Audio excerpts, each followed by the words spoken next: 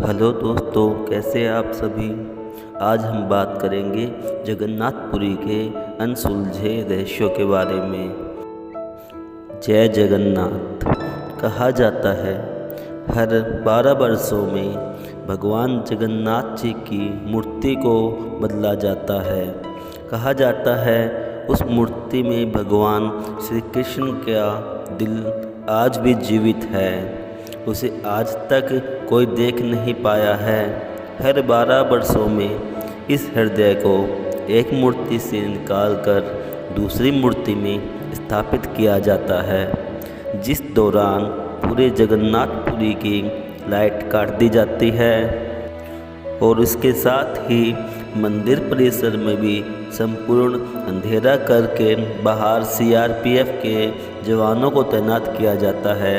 मंदिर के अंदर केवल पुजारी को ही जाने दिया जाता है और उस दौरान पुजारी की आंखों पर पट्टी बांध दी जाती है और हाथों में ग्लव्स यानी कि दस्ताने पहना दिए जाते हैं।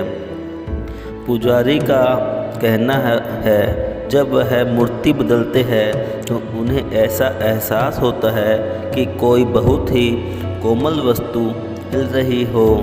ऐसा कहा जाता है कि अगर कोई व्यक्ति उस हृदय को गलती से देख लेता है या फिर छू लेता है तो तुरंत ही उस व्यक्ति की अपने आप ही मृत्यु हो जाती है। इसके अलावा और भी बहुत से रहस्य है जो जगन्नाथ मंदिर के बारे में आज भी वैज्ञानिकों के लिए अनसुलझे पहलू बन चुके हैं। तो जानते हैं हम और भी रहस्यों के बारे में।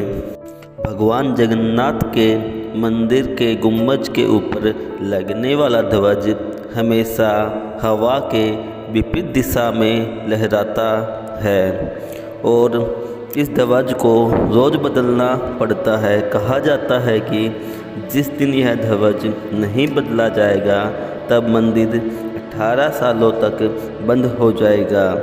मंदिर के गुम्बज की परछाई कभी भी किसी भी वक्त सुबह शाम दोपहर में ज़मीन पर नहीं पड़ती है। इसका कारण आज भी वैज्ञानिकों को नहीं पता है।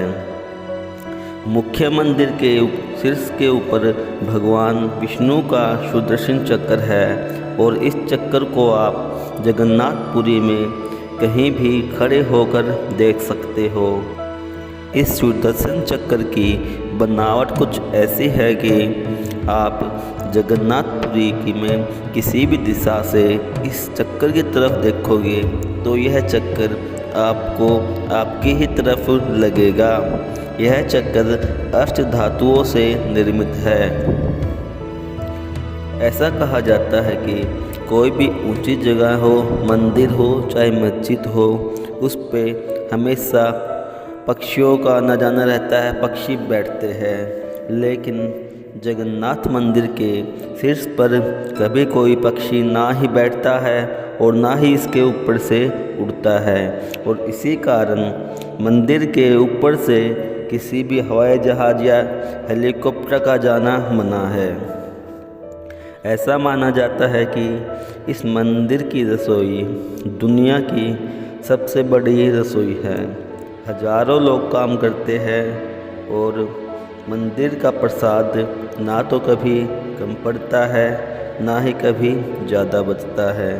मंदिर में हमेशा लाखों लोगों का आना जाना रहता है, परंतु शाम के समय जब मंदिर का पट बंद होने का समय होता है उस समय प्रसाद स्वतः ही समाप्त हो जाता है। मंदिर में आज भी प्रसाद पुरानी विधि के अनुसार बनाया जाता है, जो लकड़ियों को जलाकर और उस पर मिट्टी के बर्तनों से बनाया जाता है। मिट्टी के बर्तनों में प्रसाद बनाते समय 7 मिट्टी की हांडियों को एक के ऊपर एक रखा जाता है और आश्चर्य की बात यह है कि सबसे ऊपर रखी गई 7वें नंबर की हांडी में सबसे पहले भोजन बनके तैयार होता है। ऐसा कहा जाता है कि जब हम मंदिर में प्रवेश करते हैं तो सबसे पहले सिंह द्वार में प्रवेश करते हैं और सिंह द्वार में प्रवेश करने के बाद हमें बाहर से आ रही समुंदर की लहरों की आवाज़ आना बंद हो जाती है। जैसे ही हम सिंह द्वार से बाहर मंदिर से बाहर की ओर जाते हैं तो दोबारा से समुंदर की लहरों की आवाज़ आना शुरू हो जाती है, और सिंह द्वार से अंदर की तरफ आते हैं मंदिर में तो यह आवाज़ बंद हो जाती है। मंदिर में मुख्य 3 मूर्तियाँ लगी है, बड़े भाई बलभद्र, बहन सुभद्रा और भगवान श्री कृष्ण की, और इन तीनों ही मूर्ति को 12 सालों में बदला जाता है। और ऐसे ही जानकारी प्राप्त करने के लिए हमारे चैनल से ज़रूर जुड़ें।